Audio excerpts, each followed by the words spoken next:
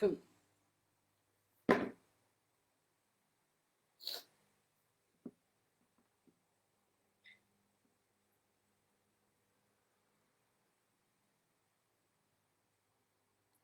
morning, class.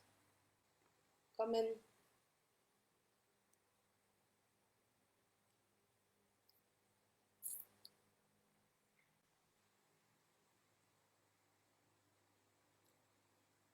Good morning, Yashaswini. Pavan, good morning. Roshan, good morning. Shirisha, good morning. Madevi, good morning. Yashaswini, happy morning to you too. Amrin, good morning. Shilpi, good morning. Ravi, good morning. Nina, good morning. Yes, Yashaswini, happiest morning to you too. I hope you got the presentations. Larma, good morning. Yes, Zulfati, good morning.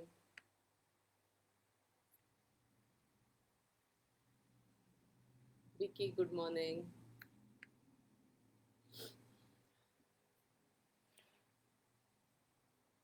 Yeah. Open the presentations. Today I'm teaching International Financial Management. Anvit, good morning. Amrita, good morning.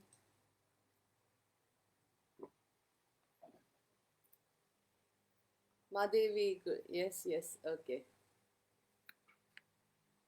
Abash, good morning.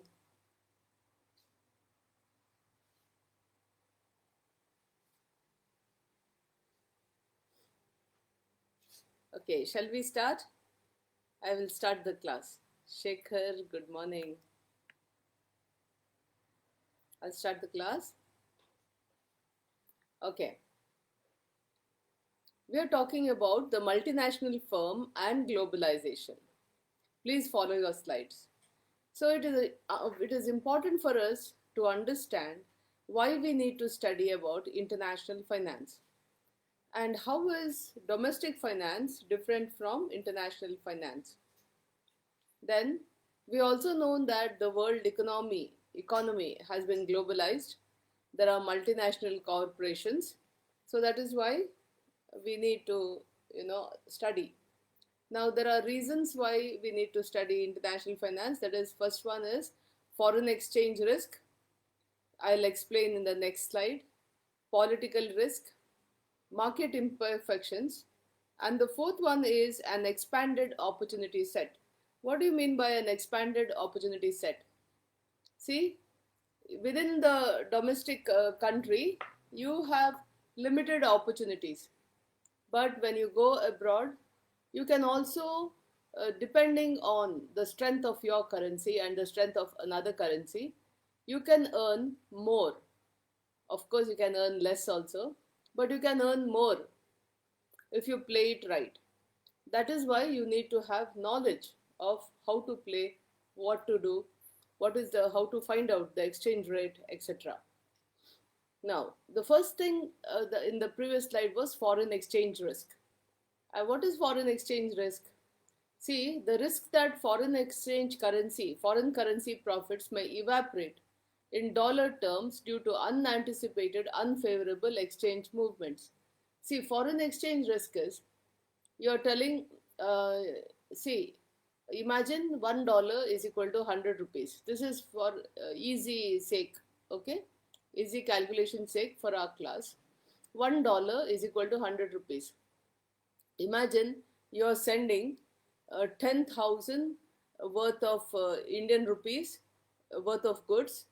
I repeat, you're sending 10,000 rupees worth of Indian goods to America. So, how many dollars would you expect from them? Divide by 100. That is $1,000.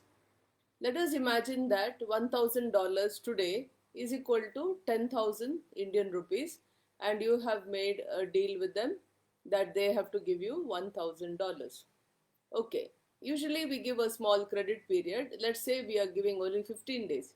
In 15 days, for your bad luck, the dollar will fall to 90 rupees.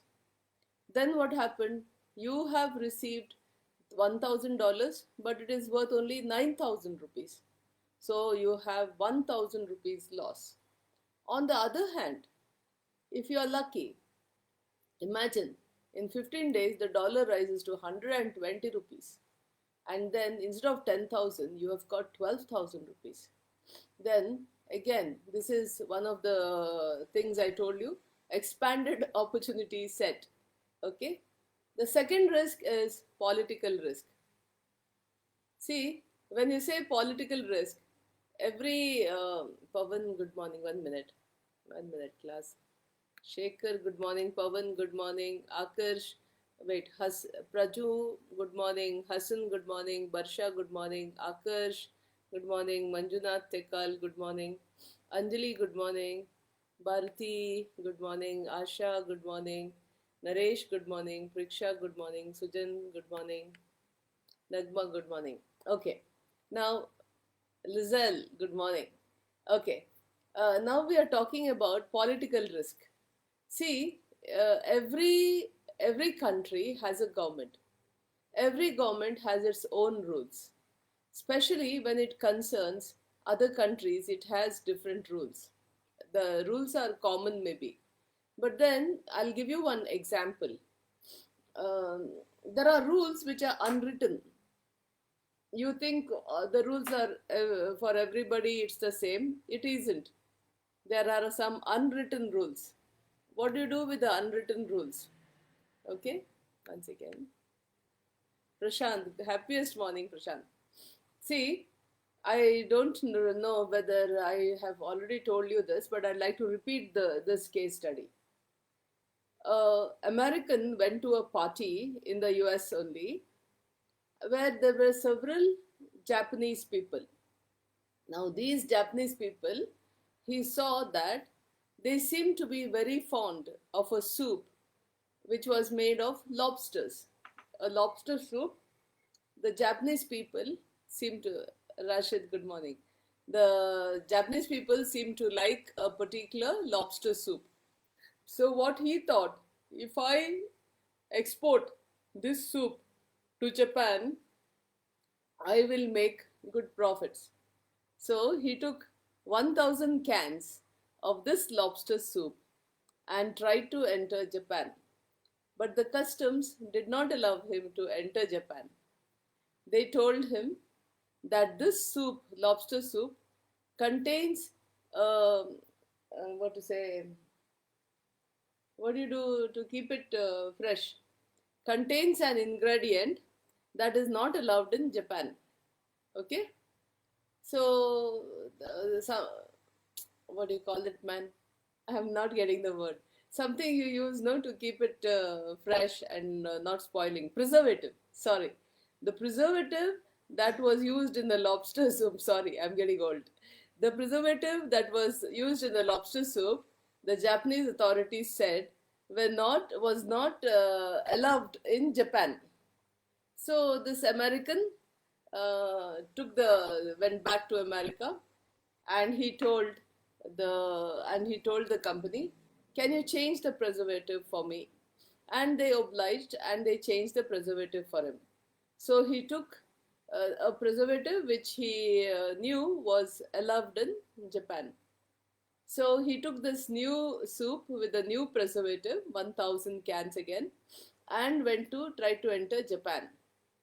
The Japanese customs again told him that we found traces. They again tested the soup, and they said they found traces of the original preservative, which was not allowed in Japan. Now this man took some of those cans, went back to US, and had the soup tested. In the US lab, they found absolutely no trace of the previous preservative. So at the same time, to the surprise of the American, some Japanese were happily taking the same original lobster soup cans into Japan, the original ones. So what is the moral of this story? The moral of this story is, in Japan, you cannot do business unless you have a Japanese partner. Okay. Now there is no official rule saying it, but there is an unofficial rule which dictates it. Okay. Now same thing. If you look at the Gulf countries, you cannot do business unless there is a Gulf partner. Excuse me, I'm feeling cold. I'll put off the fan. 1 minute. Okay. So in the Gulf, you really, there is a written law that you have to have a local partner. If you are in Dubai, a Dubai person. If you are in Kuwait, a Kuwait person. So whichever Gulf country you are in, you need to have a partner. Okay. So like that. I don't know about Afghanistan, Rashid. Can we do business without a Afghanistan partner? We never know. But every country, it is preferable to have a local as a partner, because locals can make good deals for you. They can talk to the people, and they can give, like when you are a international business, they should not say them and us. It should be we. So to get that we feeling, no, it is always better to have a local partner. Shashikant, yeah, yeah. Shashikant, Rema, Devika, Sabin, all good morning.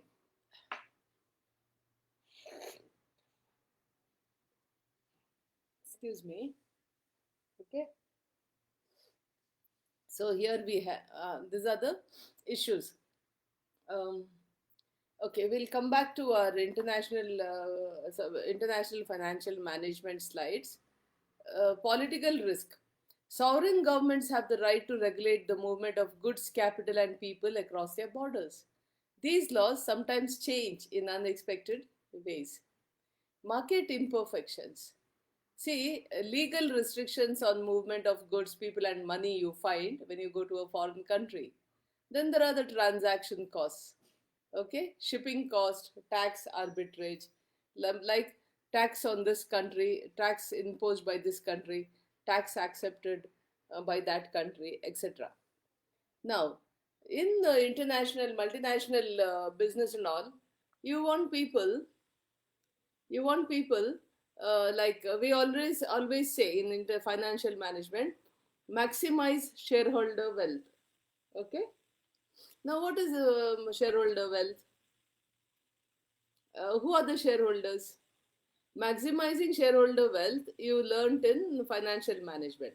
There are basically 5 ways to maximize shareholder wealth. One is having a very good debt equity ratio, managing your cash, then managing your capital budgeting techniques, and I forgot the 5 basic functions of financial management you have to do in order to maximize your shareholder wealth. Okay, so cash management, capital budgeting management, debt equity ratio, then you have those capital plans, no? How much of what, capital leverage, and one more, man. Okay, so these things, if you do, you can manage the shareholder wealth. Okay, now how do you, Tejas, good morning. Hmm. How do you do it in international financial management? Basically, who is your shareholder?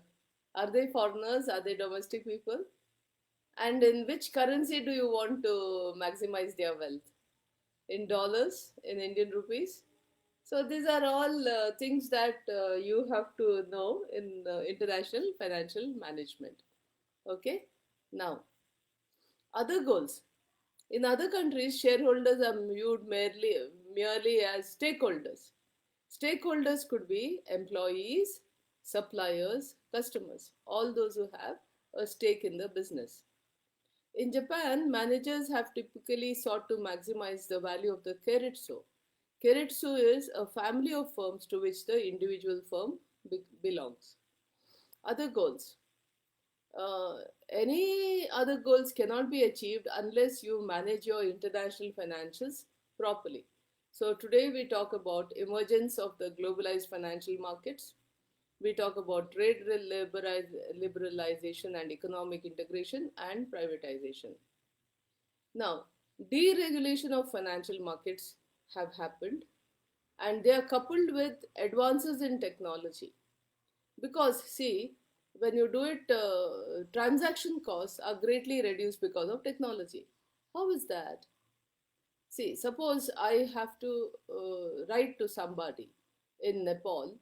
I want to sell something to somebody in Nepal. I will first establish contact through letter, writing, or email. Now it is email, isn't it? Then in ancient, in previous days, I would have had to write a letter, wait for their reply to come back, then send samples, then wait for their reply to come back, etc. Imagine now I'm having a video conference with somebody. I'm saying, hi, I'm so and so. I wish to sell you this handkerchief. Okay? And he says, open it, let me see the edges, let me see how it is stitched. Okay? So I will show him, see, it is stitched like this, the edges are like this, it is this big, you can see it, it is soft on the face, something like this. I can tell him.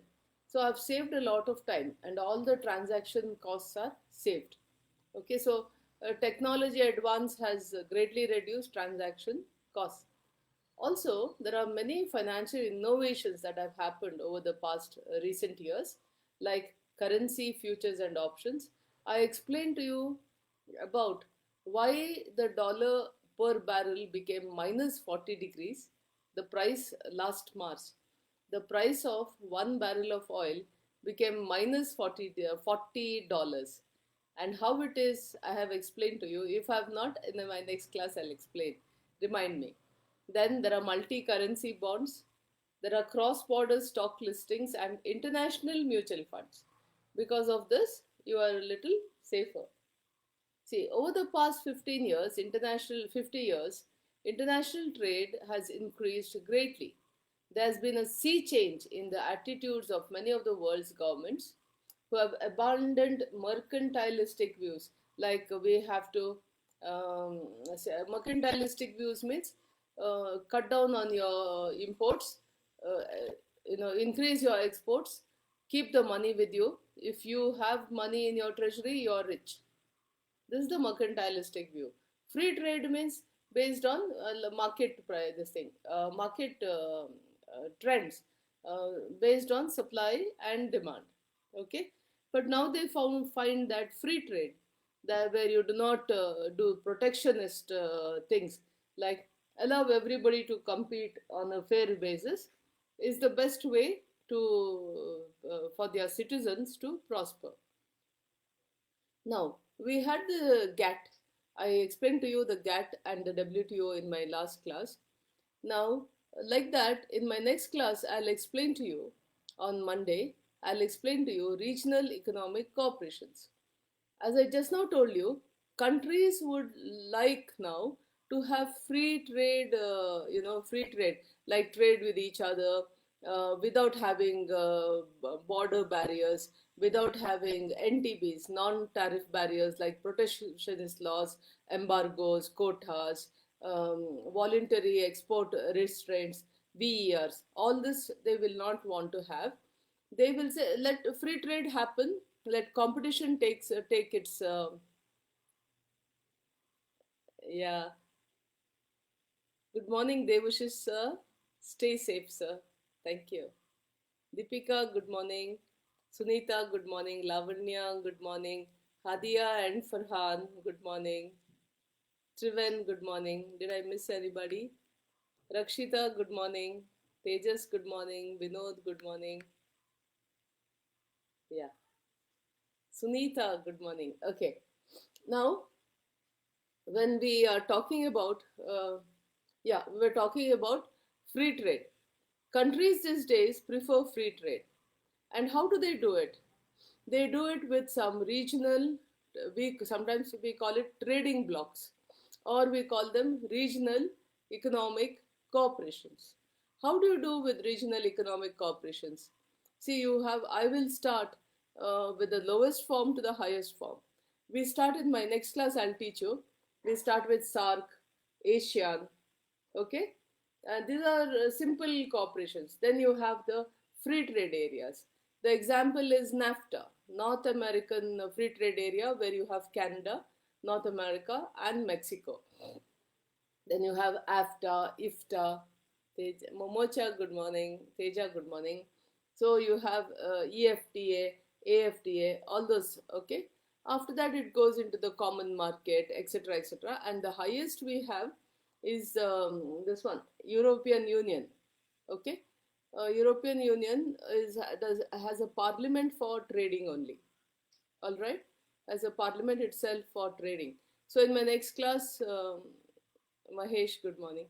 In my next class, I'll tell you step by step of how the sophistication happens. First, it's only borders are open. Then you allow capital goods.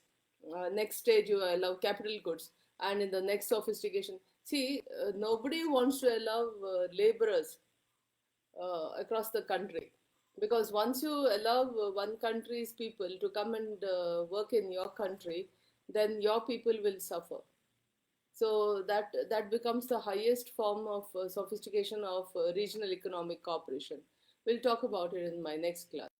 Okay, so we have here, next we'll go here.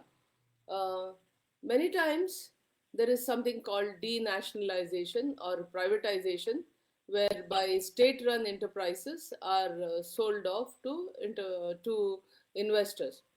Now, see, USSR, um, there's something called Glasnost that happened in the USSR in 1989-90. Thanks to this, the USSR broke off into 13 different countries. We have some of our students are from those countries. Lily from Turkmenistan, and Tajikistan, Uzbekistan, Kyrgyzstan. Then you have Georgia, Ukraine, Russia itself. So you have 13 countries. You have a trading bloc or the regional economic cooperation for these 13 countries called uh, Commonwealth of, wait, CIS it is called. I'll talk to you about it in my next class. I think once I have already told you something about it, but I'll tell you in great detail in my next class. Next class will be dedicated to regional economic cooperations. Okay, so usually what happened is in 1989-90, when the USSR broke up into different countries, these socialist countries who were socialist, they found it difficult to handle their economies, and various denationalization programs did happen. For example, you see Cuba. Cuba was very good. We called it the sugar bowl of the world. Cuba used to produce sugar. The USSR used to buy the sugar at a very good price, more than the normal price. So the economy of Cuba was good. Once the USSR integrated, Cuba is having trouble because it's a agrarian economy. It's finding it difficult to sell its sugar, and it is now based. Its country's economy is based on tourism. So, see, when you want tourists to come to your country, then you have to make it a safe country. So, you have to see that there are no riots, that there is peace in the country, that the country is projected as a peaceful place, etc. That is something else we'll talk in another class. So, um, you just see, there are about 60,000 plus MNCs in the world, and many of MNCs obtain raw material from one nation. See, when you may obtain raw material from a nation that is not yours, you have to pay in dollars, which is acceptable, or in some other, every country accepts dollars because dollars is supposed to be steady, or in their country currency. Then they may get financial capital from another country, produce goods with labor and capital equipment in a third country, and sell their outputs in various other national markets. So you see Hyundai, for example. Hyundai will go into Kia Motors. Kia Motors is the second largest of South Korea automobiles. So Kia makes cars in a country called Slovakia. It was Czechoslovakia when USSR was one. After USSR disintegrated, Czechoslovakia became the Czech Republic and Slovakia. So Slovakia has joined the European Union. European Union, when you join the European Union, you get a lot of benefits that are attributable to all members of the European Union.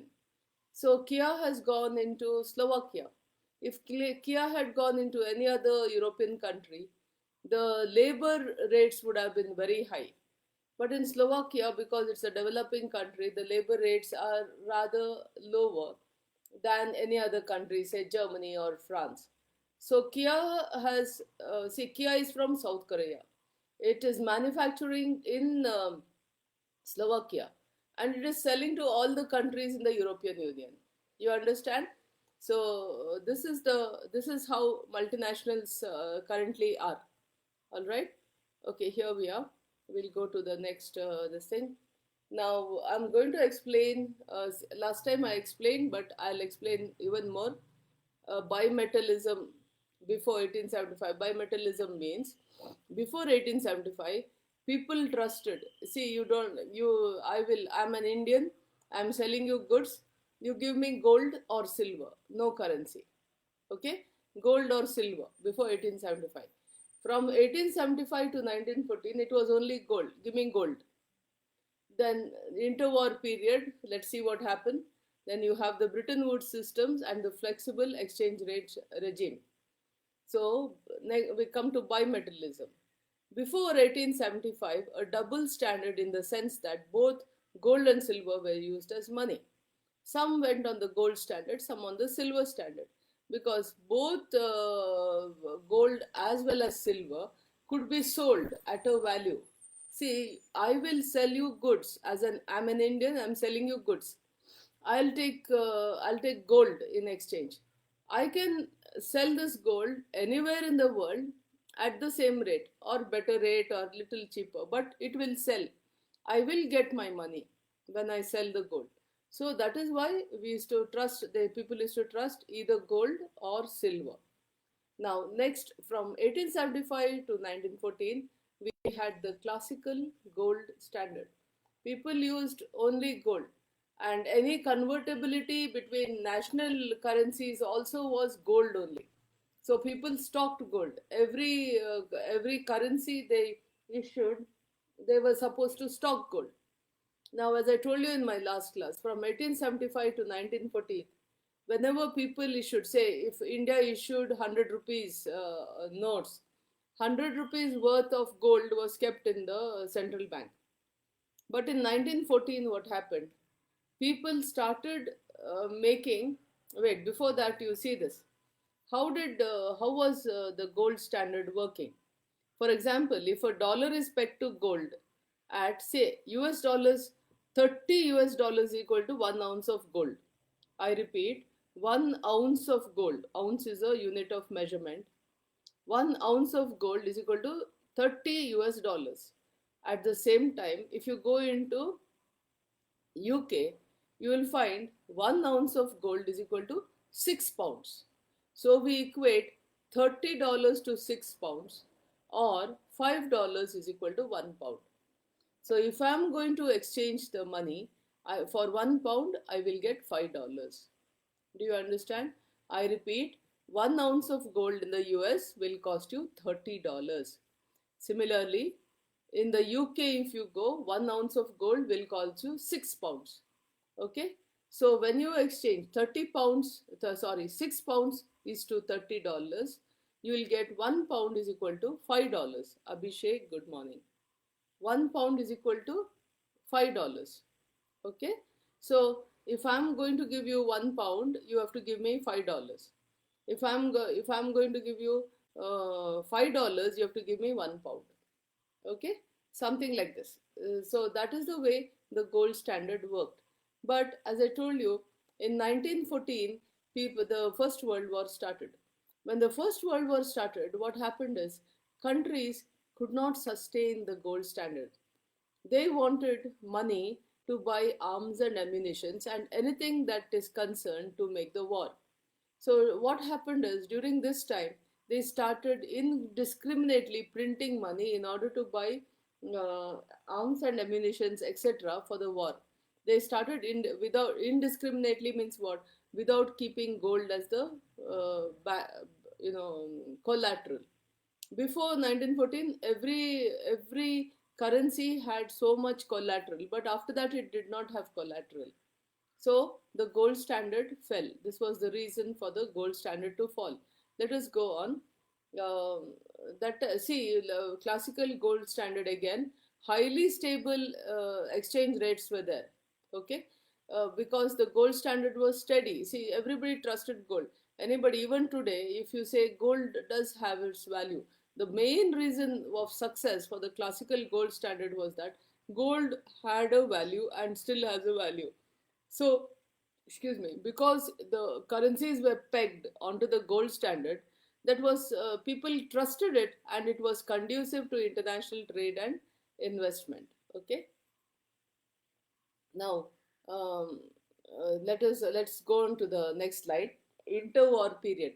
One slide is there in the middle that is not very important. You can read it.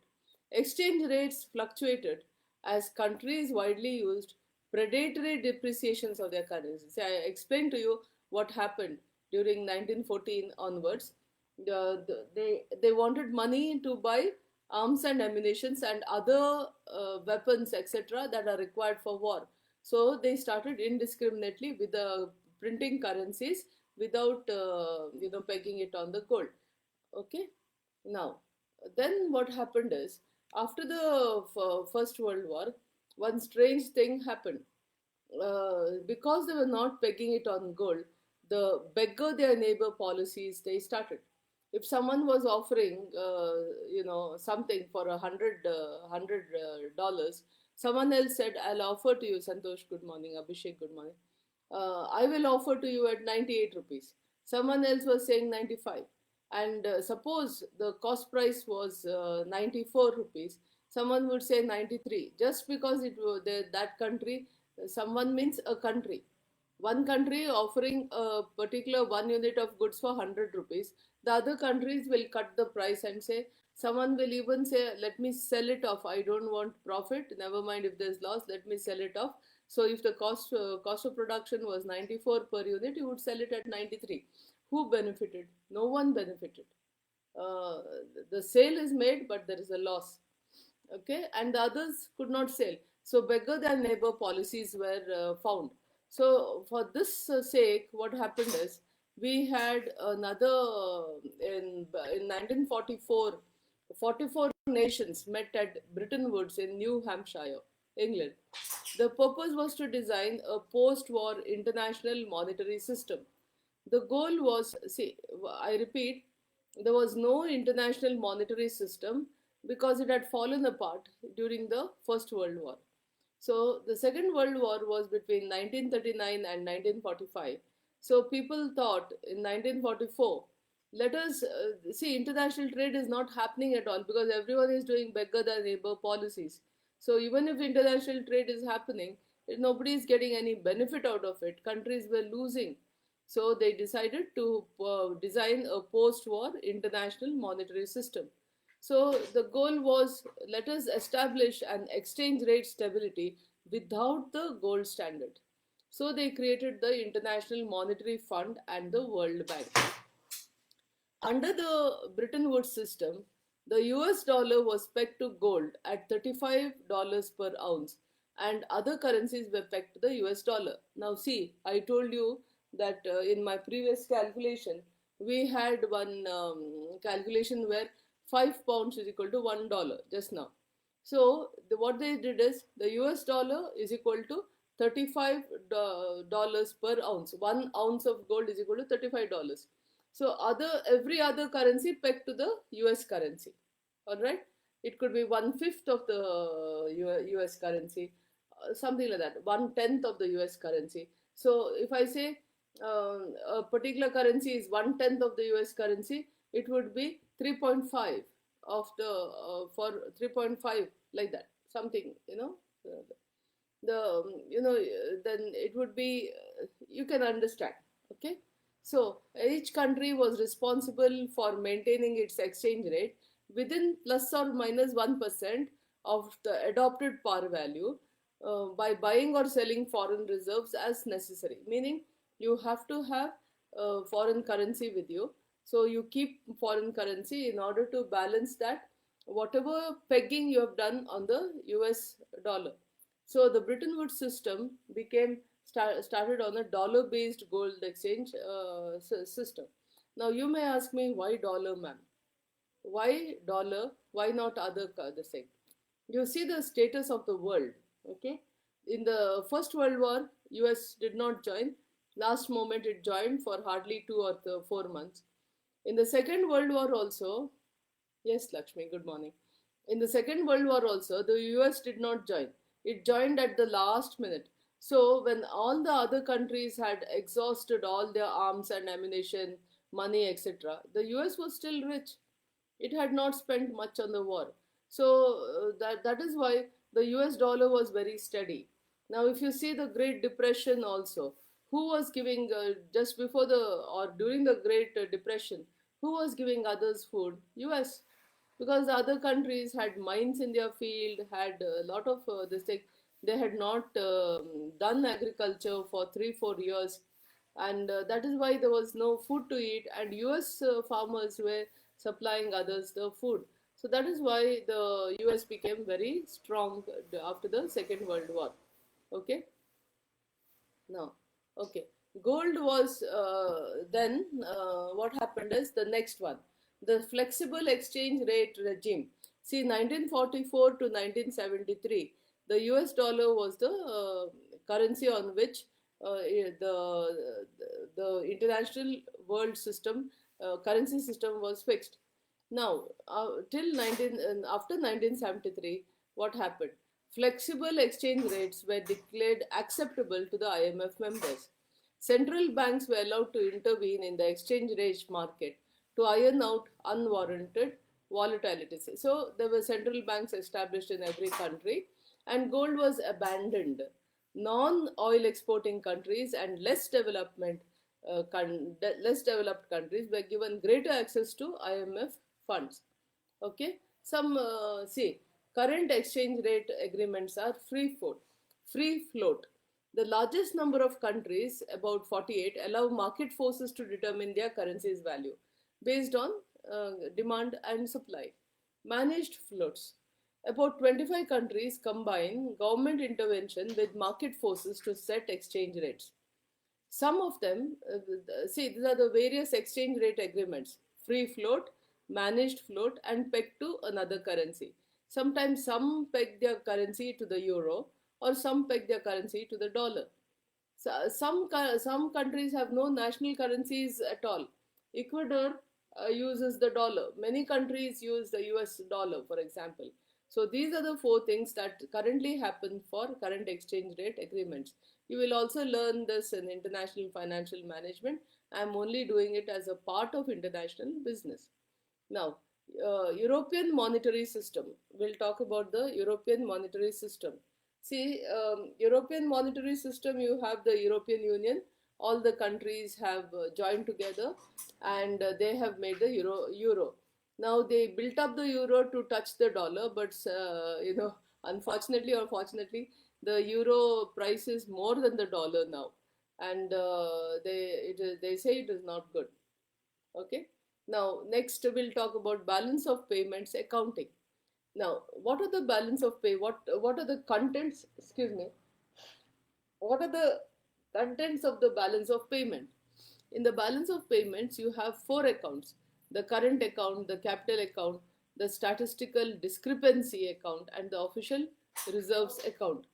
Now, basically, the balance of payment is the statistical record of a country's international transactions over a certain period of time, presented in the form of double entry bookkeeping.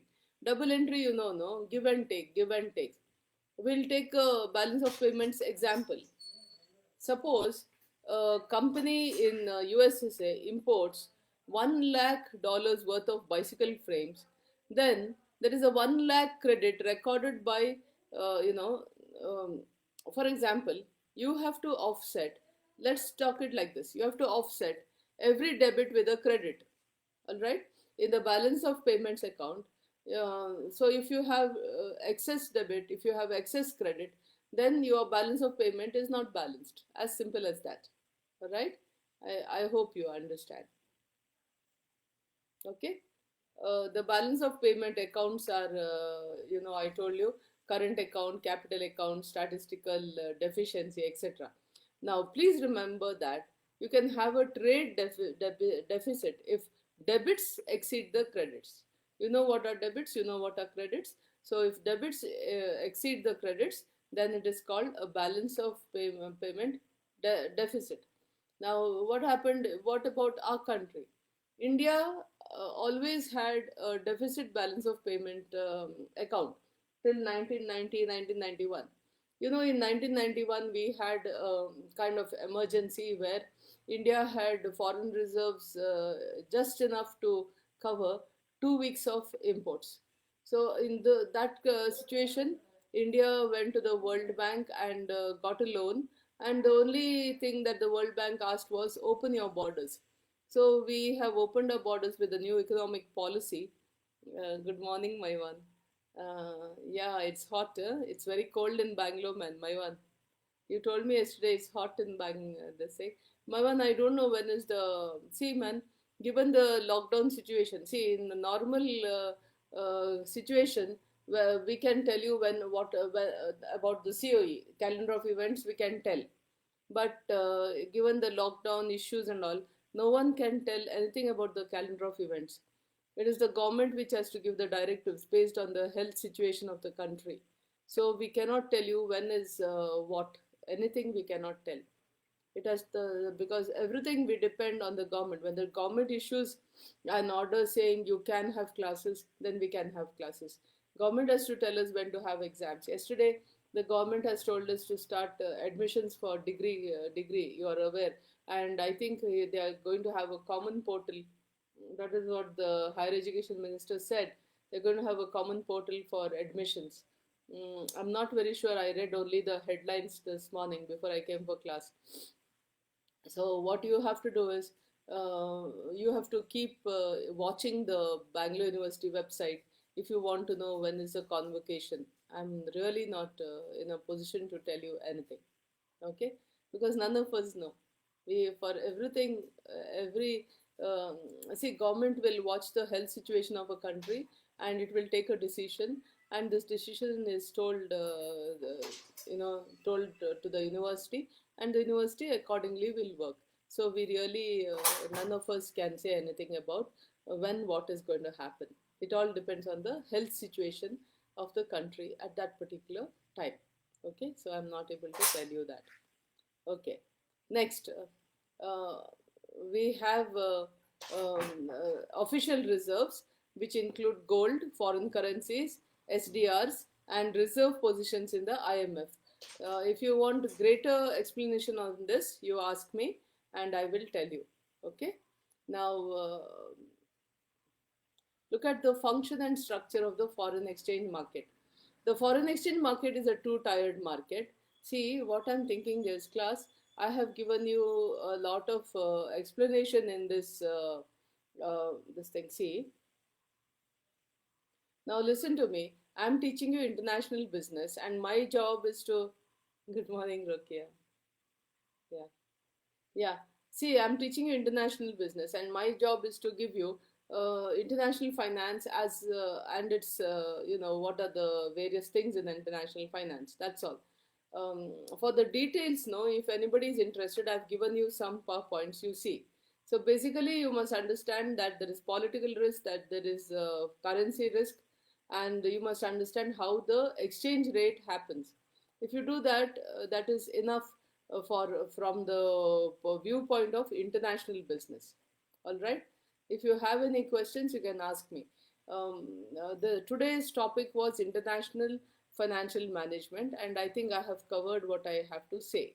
All right. You can explain how this thing import and export happens. You can explain what are the balance of payments. I've given you the details also. And if you want any more help, want me to come again in another class and explain more, I will. But currently, from international business point of view, I have covered what I have to cover in international financial management. It is a small chapter for us, like international HRM, international production and operations management, international marketing, etc. All right. I will say in my next class. I plan to do either international marketing or international this one. What I told you, regional economic cooperations. Okay. So today it is enough.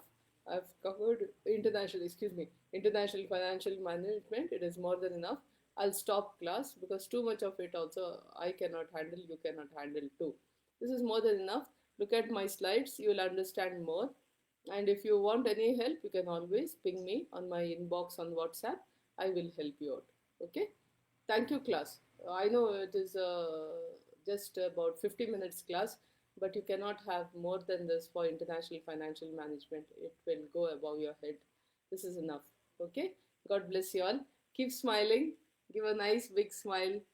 Okay. Keep smiling. God bless. Stay safe. Stay healthy. Jai Hind. Jai Karnataka.